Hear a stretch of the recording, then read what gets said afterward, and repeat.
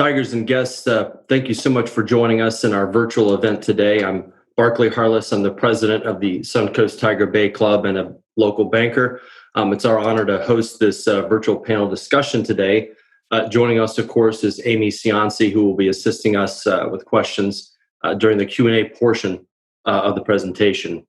In 2019, Suncoast Tiger Bay made a commitment to open and continue the conversation on race and equity in our community.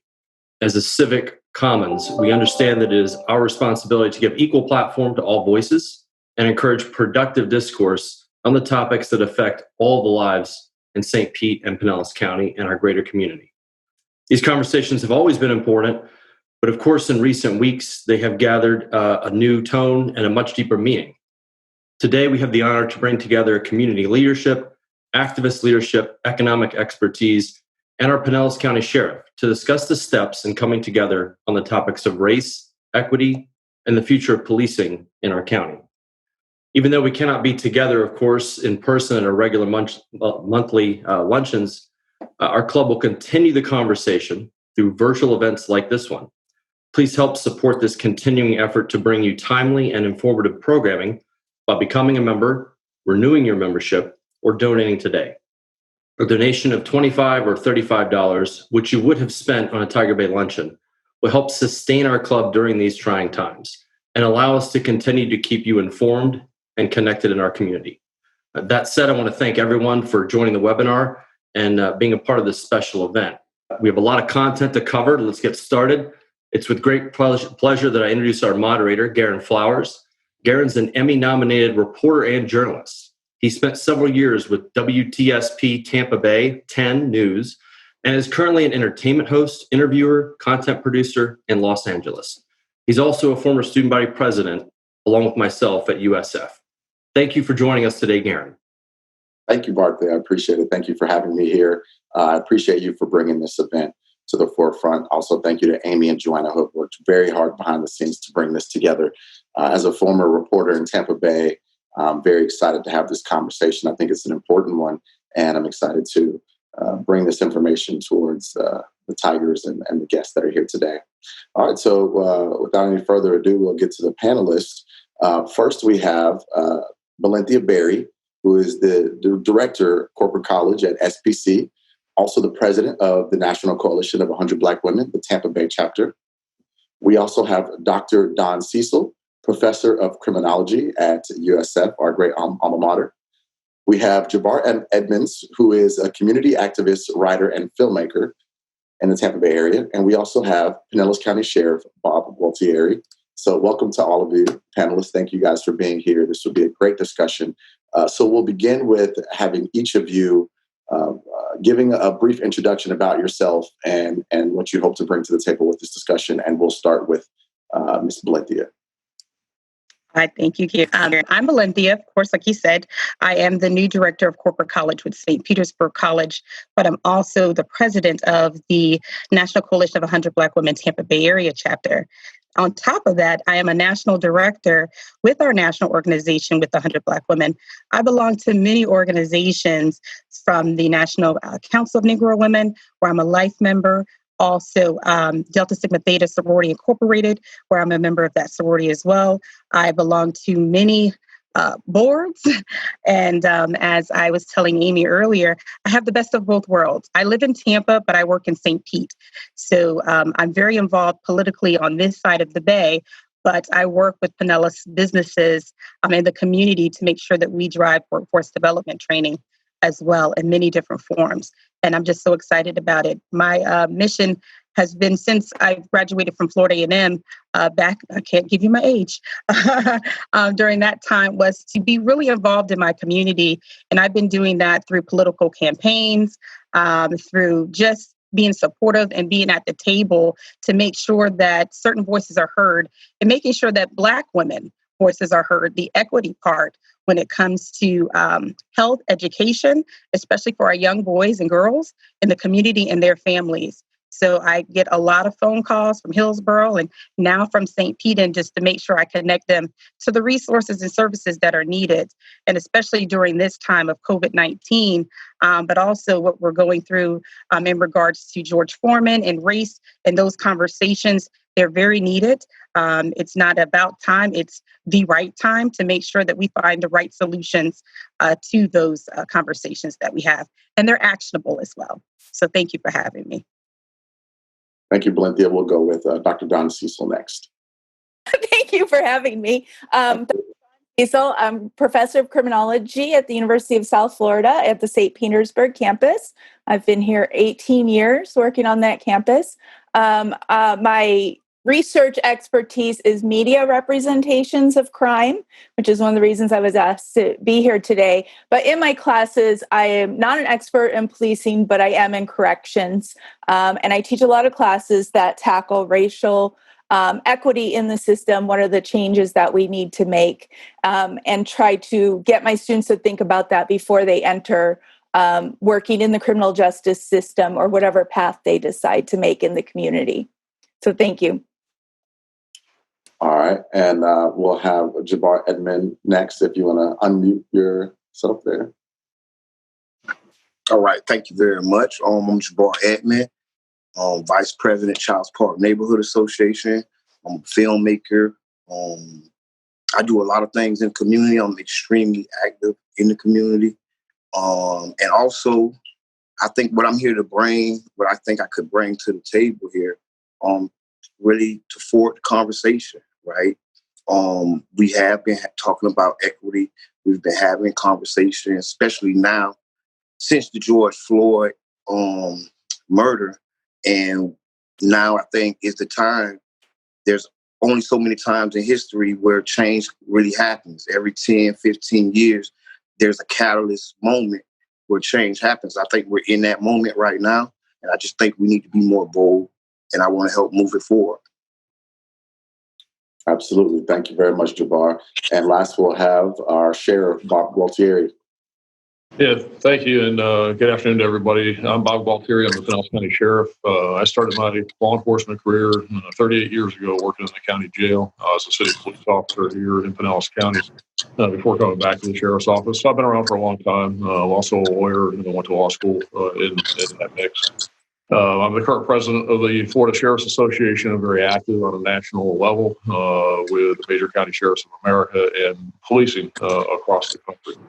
As far as what to bring today, one of the things that I absolutely agree with Jabbar on is that it's time to be bold. We need to have the hard conversation. If we're not having a hard conversation today, then we probably never will, and we're probably wasting our time. And let's just turn the TV off and go back to the way it was. And there's a lot of room on both sides. Everybody needs to come to the table and understand that they need to have a better understanding of each other's views if we're going to make progress with this. And we need to be bold, candid, and as they would say in some respects, take the gloves off if we're going to move this forward. And I think it's right for that. And I think there's a great opportunity to do it. But both sides need to understand that they need to keep an open mind and that their perspectives are not always correct. And I will say that again for about the 10th time. Both sides need to do that. And if we do that, I'm optimistic that we can get it to a better place. And that's the conversation that we need to have. Absolutely. Thank you, Sheriff. So the first question that I want to ask, and anyone can jump in here for this one, how do we coexist? How do we coexist as citizens who have trust with law enforcement and law enforcement who has trust with citizens, and so that we have a common understanding with each other? So anyone who'd like to jump in for that question. Well, I'll jump into it. One of the things that gets back to what I just said is that we need to have a better understanding of who we are, what we are, and why we do it. And we need to come to terms with some very, very hard things, very hard things. One of the things we need to come to terms with, and I think it's a big factor, I really do, is the concept of implicit bias. We all have it. Every one of us have it. It doesn't matter who we are.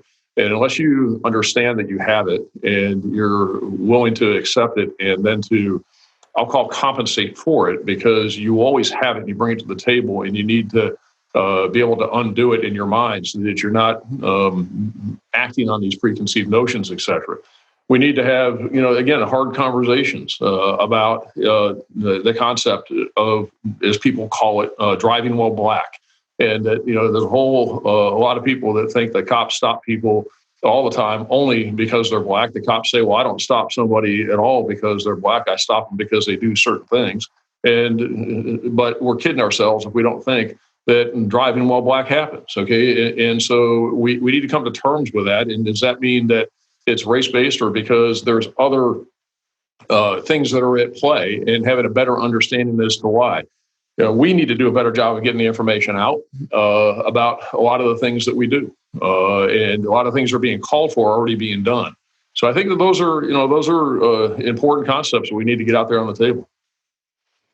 Absolutely. Implicit bias is definitely an important subject to be covered. And as we know, DWB, driving while black. Who else would like to jump in on that question? Yeah, I do want to jump in. I think we need to start with respect, right? That's the basis of a civil society. It's respect for each other's ideas, thoughts, emotions, and disagreements, right?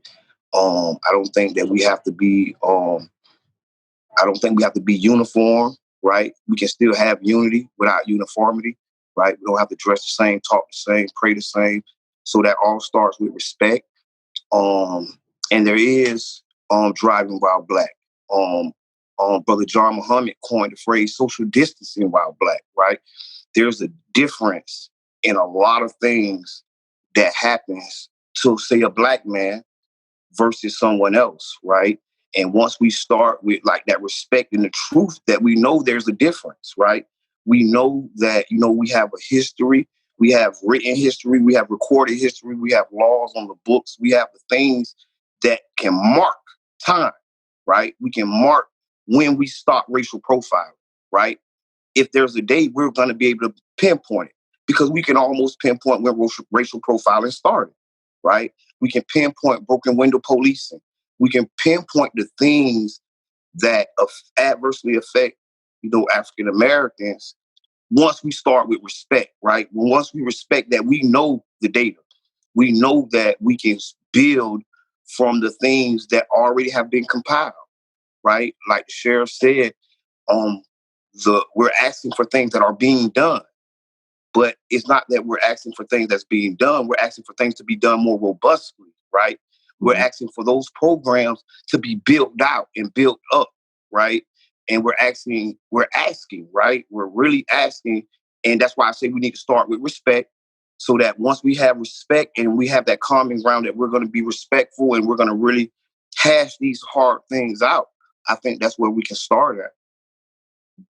And I agree with Bob and Jabari when it comes to having the conversations. Yes, we should have those, but we have to understand that this is a systematic racism that we're dealing with, and that it's not only just law enforcement. It's within our schools, it's within our offices, it's within our court systems, and we have to be able to redo. And I always go back to policy. It lends itself to the policies and rules that have been antiquated for many, many years that coexist, that no one has changed them. It's only when things such as this that's happening, we see those changes. It should be on an ongoing basis to continue to make the changes that are needed to make sure that it's equity across the board. So we can have the conversations, but not just conversations, it's policy. It's all policy driven. And for me, when it comes to policy, our organization, we work with our elected officials. We make sure we keep them to task. We're talking about equity in education, health, and we're talking about economic empowerment. We call it economic empowerment, but it's economic development on the other end when it comes to businesses. So as an individual, we have those questions in regards to race, how we grew up, how we believe, how we were raised. But it exists. It really does exist. And once we recognize that, I say you as in me, when we look in the mirror ourselves to say, you know what, I have to change first in order for me to make the changes moving forward wherever I go, if that's at my daily job, if that's within the groups that I'm in. But we also have to make sure that we make room for people of color and women at tables on boards and leadership positions, we have to not just have the conversation, we have to make sure that we have action behind it. So that's my spill with it. Thank you. Absolutely. This question is for Sheriff Gualtieri. So you've mentioned that the sheriff's office's policies are in line with the 8 Can't Wait campaign, which basically talks about 8 different policies that people would like to see that would make the community more comfortable, such as banning chokeholds, requiring de-escalation, require warnings before shots, require the duty to intervene, ban shooting and moving vehicles, require use of force continuum, require comprehensive reporting. Talk to us a little bit about that, Sheriff, and what you can tell the community about how you guys implement these policies. Well, all of those that we have had in place for a very long time, and not every place does. So, especially shooting at or from moving vehicles, we've banned it for years. We've banned chokeholds. We have robust reporting. We have robust intervention systems. I did a tweak, and I'll call it a tweak, to a couple of our policies to make it clearer. It was clear, but I wanted to make it clearer about the duty to intervene, as an example. There is absolutely no reason, and it's unfathomable to me, why those 3 officers in the George Floyd situation in Minneapolis did not, because I can tell you what I wanted to do and watch it. I wanted to jump through the screen and grab them by the shirt and yank them off of Mr. Floyd. Why they didn't do that when they're there, and I'll tell you why, at least my experience tells me, is that there's a culture problem in the Minneapolis Police Department. And that's the only reason why something like that happens. The 2 most important things to making a difference and to making sure that policing is done right is the culture of the organization and training. And they go hand in hand. And if you don't have the right culture from the top, and we need to treat people right, we need to treat them fairly, but we also have to hold them accountable. And they need to know that they're going to be held accountable in all aspects. And we also have to make sure that we train people appropriately. So all of those things that were called for, we have had for a long time, or we have slightly tweaked to make it very clear that we have them. So those are the basics, but again, and I can see why they're called for, because you have 18,000 law enforcement agencies in the United States, about 800,000 law enforcement officers, and it's all not like the like. I accept that. I get it. And there's room to do more, and there's room to do better as a profession across the board. Absolutely.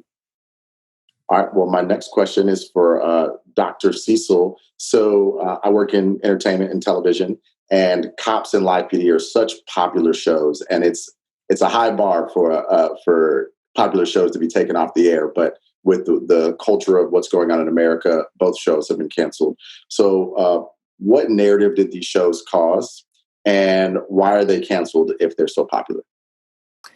Well, from the beginning, and I saw the New York Times TV critic writing about the very first episode of Cops back in 1989, there were problems about how it was presenting police work and the narrative that it was creating about white officers versus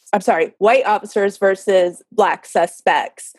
So through that, we get what was called reality, heavily edited version, showing us very specific message about Black suspects in our communities without context. We were taking, 60 minutes of recorded footage for 1 minute of a story and created a narrative of this type of policing was okay. There's no explanation to the policing or to the behavior of the people who are caught on film.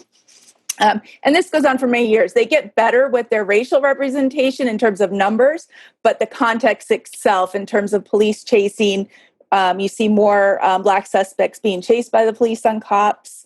You see more use of handcuffs, other things like that. So it's sort of these subtle messages. So how does something like this get canceled? It was canceled in 2013, Cops was, due to Color of Change, and immediately picked up again. So I think this time there was an outcry enough to be heard that, like many other organizations, not just the media, people began to respond in that instance. I'm not sure it will stay. And you have to think about it within the context of it's not just cops and live PD. It's all the crime dramas that are out there send very similar messages. Prison shows send the very similar messages. So it's such a small blip, really. It makes a headline, it makes a statement, but what impact will it really have in the end? I think it's going to be very minimal. Okay. I've noticed for the past 20 years or so, since I was a little kid, that commercials won't have a black burglar on their commercial, which is a good thing. And, is that what these cop shows need to do as well? Just be cognizant of, the suspects and the type of people that they're highlighting? I think it's much more complicated than that, but that's, a good start. But we have to think about the context of crime and the context of justice. And we're only getting a one-dimensional picture in all of these things. When questions of reform should be addressed in these shows or question of treatment, they're being ignored. So even if you did become more aware of how suspects are being treated, there's more to the story, which might not be the responsibility of those shows, but we can't ignore them because they become such an important part of people's perceptions of crime and justice because of the repetitive nature. And whether they know it or not, it's worming their way into their brain about what they think about crime and justice. And really quick to the sheriff, what was that experience like? I'm aware that the Pinellas County Sheriff's Office was on cops before, correct? What was that experience like? Well, it was, they were here. I can tell you it was a very, I would call it intense experience. And the reason why I say that is that they're riding with the deputies like every night in various parts of the county.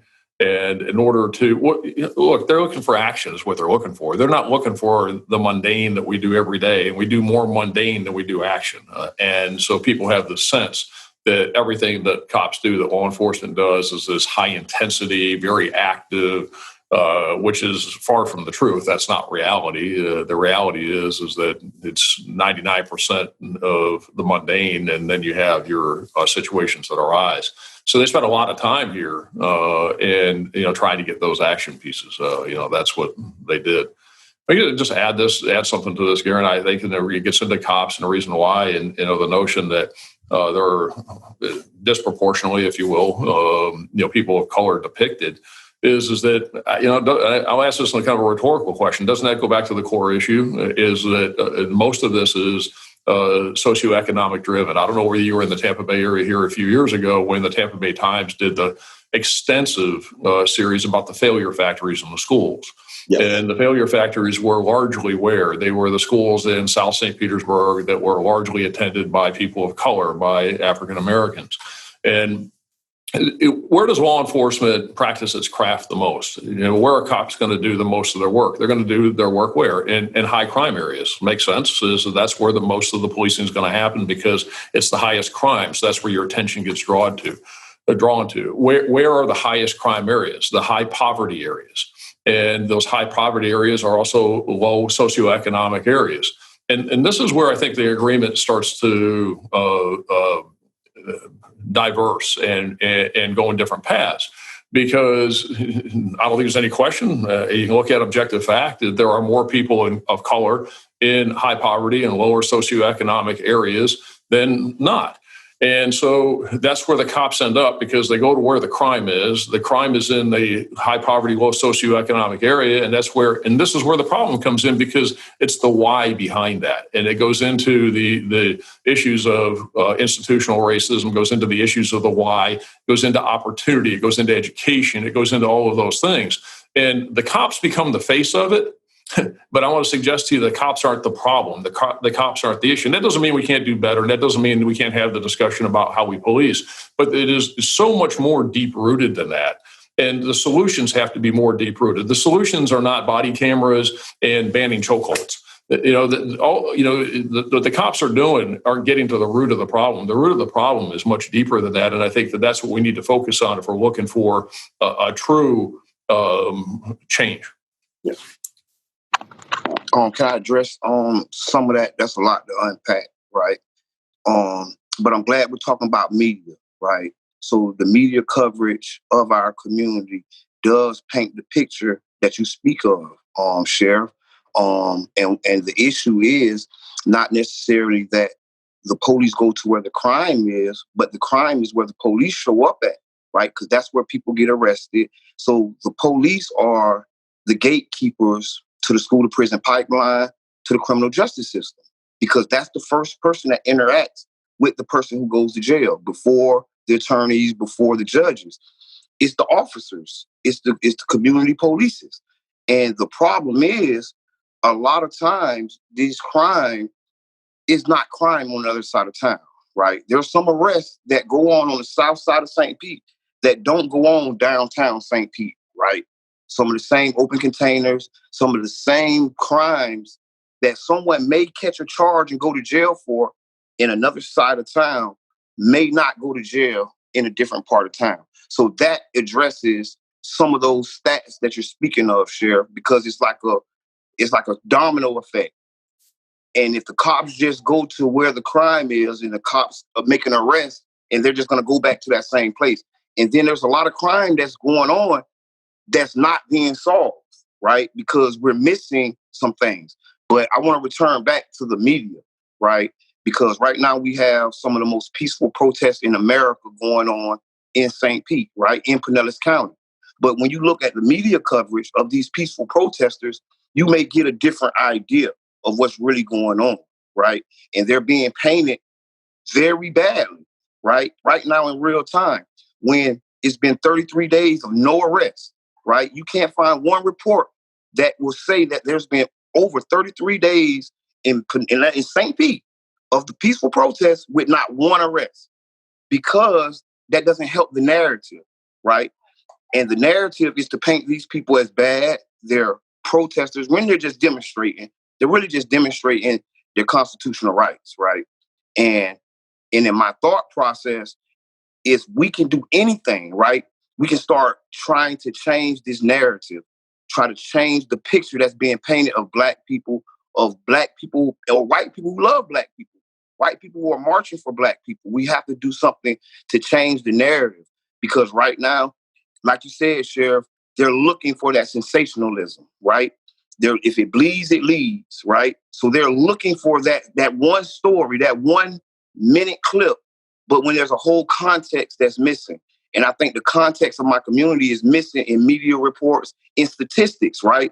Statistics are people. I'm a statistic. I'm a person, though, right? So there's a whole context that's missing. And I think that's the challenge. That's the challenge that we have, is to address the whole context, right? And address some of those deep-rooted problems that you speak of, Sheriff. But the honesty is the resources are tied up into y'all budget, right? So the resources that we're going to need to address some of those deep-rooted problems are kind of in you guys' court. The ball is kind of in like your administrative court, right? Because some of the solutions, right? So I'm going to mention just 2 solutions and then I'm going to stop, y'all. One solution that we can possibly do, right? After school and summer jobs for youth, right? We have a tremendous youth problem in the city of St. Pete and Pinellas County, right? So to address that, maybe we could give these youth something to do, right? 40% of Southside youth are living in poverty. 40%, right? So what steps are we taking to eradicate that socioeconomic problem that you just spoke of, right? What resources are being allocated there, right? And now once we look at those resources, is it enough? Boom, right? So another solution, right? You run the county jail. You have some of the best programs. You have safe harbor for the homeless, right? You have some of the programs, right? So just imagine if USF or St. Pete College teamed up with Pinellas County Jail to offer, degrees, let people graduate from college or high school while they're doing their time, right? Get credits, right? Get an A+ certification. So maybe when they get out of Pinellas County Jail, they won't likely come back, right? They might have found the opportunity while they were sitting in jail, like opportunities like that, because Sheriff, that's in your court, right? Like right now, if you say, hey, we want to look into, maybe getting SPC College or USF College to come into the jail and help people get maybe a degree, maybe P-Tech. I don't know. I'm just throwing something out there, right? But I know that those are opportunities that in front of us and some decisions that can be made to help our whole community. I'm going to go on mute, y'all. Yeah. want to answer to that, Sheriff? Or? Yeah, again, to use your phrase, Jafar, there's a lot to unpack there, but let me just try and address the latter part of it first. Is that you're right. Successful reentry is public safety at its finest. We run a place where people stay. We don't want you to come back, right? And we try and make every effort to that effect. But know that jails and county jails are very different than prisons. The average length of stay of an inmate in the Pinellas County Jail is 25 days. The majority of the population, about 70%, are pre-trial detainees, people who are not sentenced. They're in there for a very short amount of time. So we have limited time with them to implement programming and sustain it, and we try. A few years ago, we ran just what you're talking about, is we ran life skills classes, educational classes, et cetera. And while people were in the jail, because they're only there for a short amount of time, is they attended the classes, and we extended those classes into the community for community-based care and for aftercare when they got out. And you know what? Is that they got out and they didn't show up, and they didn't show up, and they didn't show up. So we ended up shutting it down. We did a study, and the recidivism rate for people who participated in the reentry programs, the recidivism rate was actually higher for the people who participated than those who didn't participate, because they didn't come. So, we got work, ahead of us. And in order to have that success, people have to be willing to help themselves too. Safe Harbor, we have about 400 people we ordinarily house a day there. We keep them out of the criminal justice system. We're the only sheriff's office in the country, show me one anyplace else, that is the largest homeless service provider in the county. It doesn't exist. We are the only one in the whole United States. And as far as the kids are concerned, you talk about the cops go to where crime is and you get unequal arrests, et cetera. I beg to differ with you on that as a whole, because we run show me someplace else in the state of Florida that runs an adult pre-arrest diversion program with set criteria that the officers in this county, whether you're a deputy sheriff, a St. Pete police officer, a Clearwater, Largo, that you have to follow. If you go to Walmart and you steal something, whether you're black, white, Asian, male, female, or whatever you are in Pinellas County, and it's your first offense, is that you're not going to get arrested. You're not going to have handcuffs put on you. You're going to get a card that says show up at the adult pre-arrest diversion office so you don't get that arrest, and you do community service. And you know what? You get 3 bites at that apple in Pinellas County. We have the highest juvenile civil citation pre-arrest diversion rate in the state of Florida. About 96% of the kids who commit offenses in Pinellas County is that they get civil citation, they get diversion, they don't get arrested. So, those numbers are important and they matter. And the things that we're doing here are cutting edge. They're very innovative. We can continue to do more of those, but we really are doing a lot. And this is what I'm saying is that a lot of the stuff that we're doing, it's up to us to get the word out to you and to the community. And, we'll continue to look for ways, but we really are doing a lot here. Absolutely. Thank you, Sheriff. Amy, did you want to get to some of the questions from the audience, or? Yeah, we had thank you guys, and please continue to use that Q&A button to send us more questions. So we have a couple of questions here for law enforcement and community activists. What is a productive and nonviolent response to disruption, such as blocking traffic during a protest, looting, and or destruction of property? A productive and nonviolent response would be, and we've held here a number of community workshops via Zoom with our age group of 18 to 25 to kind of find out what is a solution. And a lot of them, just as Jabari stated, is how can we not defund, but how can we reroute funds of our local police, which is 60% here in Tampa.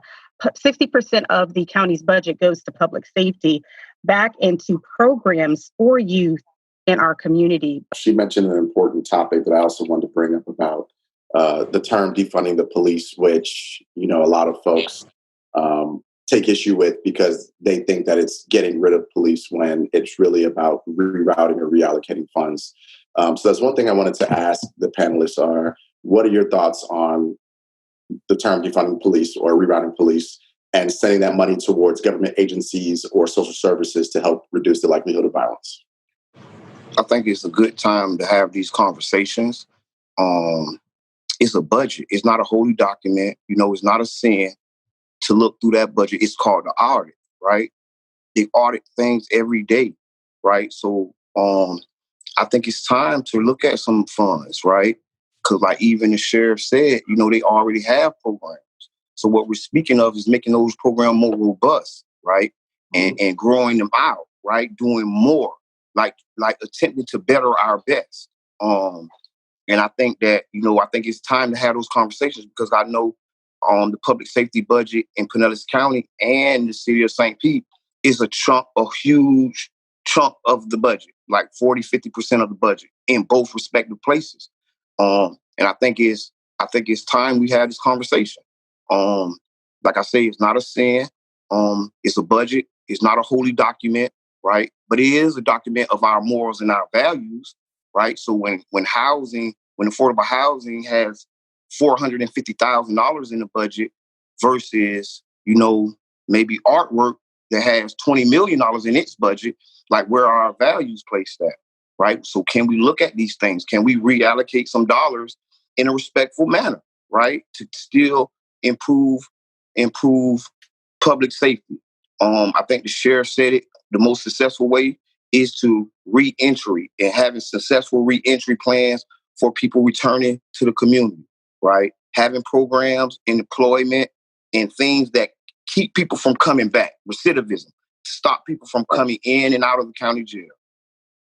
For years, I've been essentially talking about not necessarily defunding the police. That wasn't a term I'd use, but we talk about it in criminology all the time. Where are our resources going, and what is our criminal justice system there for, and what is it actually doing? So we talk a lot about mental health services, about improving education. Of course, I am proponent for reentry services all day long. So it's funny that now it's getting a different term, at least in my circles. But we've been talking about it for years, this need to reevaluate the criminal justice system as a whole. What is its real goal, but what is it doing now, and how can we shift those services back to where they're intended to be? What are they starting to call it in the criminology circles? We're just talking about reform in general. And I know most of my stuff's about corrections, and I talk about mental health and education, all those things. But now we're, using the term defunding the police, because we're trying to, I guess some people are using it. Here's a budget we can take from, and here's where we can put it, where I don't think before we were pinpointing where the money would come from. So I think it's just a change in the vernacular. But in criminology, we've been talking about it for a while. But you can't defund the police to fund that, because you can't be the mask police, the social distancing police, the beach police, the community police, and the end all be all at 3:00 in the morning police, when 90% of every law enforcement agency's budget is people, is cops, and somebody calls and there's nobody to respond. So the notion that you can take it, and here's why I say this as well, is that so much has come into our bucket, so much has come into our wheelhouse. And again, it goes back to a whole lot of people don't know all of what we are doing with what you're already calling for. And I'd be more than happy, and I've said this for 10 years, we've operated Pinellas Safe Harbor, the largest homeless, now let me say that again, the largest homeless provider in Pinellas County is run by the sheriff. We've operated it for 10 years with drug treatment, reading skills, life skills, mental health services, all kinds of programmatic services to break that cycle of homelessness and keep people out of the criminal justice system. What I said for years to all of the social service providers in Pinellas County, come take it and run it. Somebody take this over and somebody be the manager of it. And you know how many responses that I've had to do that in the last 10 years? That'd be zero. So case management, people have co-occurring disorders. They have mental health. They have behavioral health. They have substance abuse. Case management is a huge void. One of the reasons why we have over 200,000 Baker Acts a year in the state of Florida, 12,000 here in Pinellas County, about 40,000 bookings in the jail, and it's a whole bunch of people that are crossing back and forth between the mental health system and the criminal justice system, is because if people could solve their own problems, they would. They can't. They need help. They need case management. We've got a huge void in case management. So you know what we did? is that I put money into it, and the county put a little money into it, and we developed over the last year or so called the Pinellas Integrated Care Alliance. So we are bringing case management to the street. The sheriff's office has deputies that we employ, licensed clinical social workers who we team up, and we're bringing mental health services to the street. I would love somebody else to come in and start picking some of this stuff up. But you know what? They don't. So it dumps to us. And those of us that are saying, this isn't the right way to go to keep locking people up. The jail can't solve these problems, is that you shouldn't criminalize these things. So we're finding the solutions and we're doing this ourselves. And if somebody wants to take that money away from us that we're already doing, who are you going to give it to? Because they're not doing it.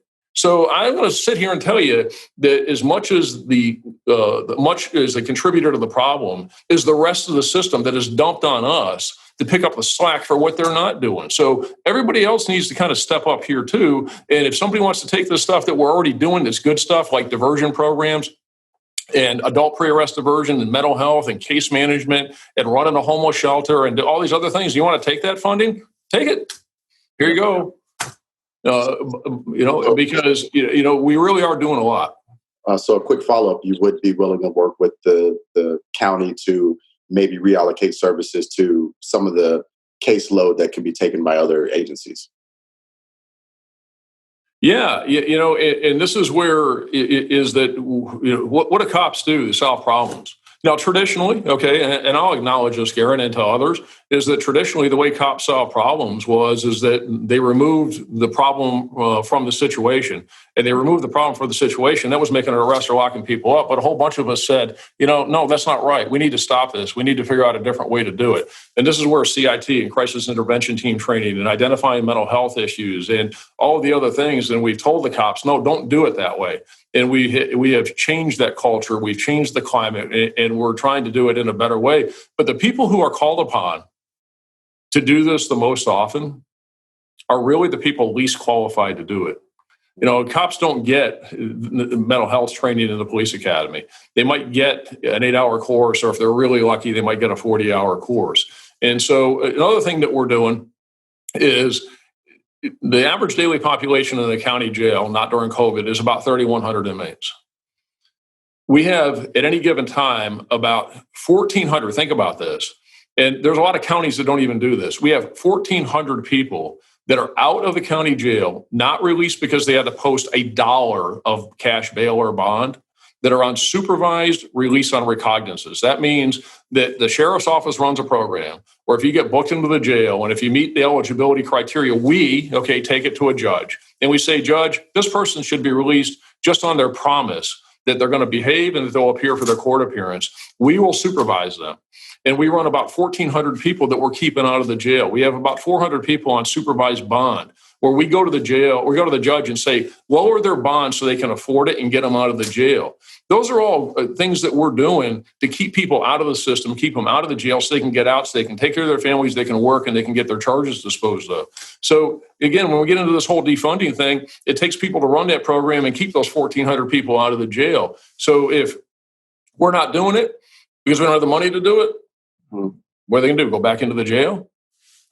So I want to say, right. So we really do need to have some strategy meetings, right? Because a lot of the things that you're saying is the same thing that the defund movement is saying. We want to help take some of that stuff out of your wheelhouse. Some of those things that the police aren't trained to do, we want to put the things in place to help them not do it, right? So like some of the stuff you're saying is in complete alignment with what the people are asking for. So I really think like it'll be a great service to our community for there to be some high level meetings around some of these things with the people who can change something. Because I'm telling you, you're saying some of the exact same things that some of the protesters are asking for, right? And it's shocking me to hear you say it because I've heard people that I know don't agree with you saying the same things. So there is common ground that we can start on. And I think once we build from that common ground, we can really be an example to the rest of the nation, right? We already are leading the nation in so many different things. This equity and race relations we can lead the nation in if we really commit the time and effort to do it. I can see that happening. I can see everyone getting together and doing that. Amy, I know the questions from the audience are going crazy right now. Is there anything we can kind of get through so we can get some of those folks' questions answered? This is a question. I think we'll have Dr. Cecil kind of weigh in on this one, as she, based on her previous comments. So there was a question. It's kind of a broad question. So I'm gonna kind of boil it down just a little bit. How do you feel in light of the video footage of the murder of George Floyd in Minneapolis, the execution of a man like Daniel Shaver in Mesa, Arizona, playing over and over again in the media? How does this influence this conversation America's having right now? And do you think it is changing the conversation in and of itself on our police brutality question in this country?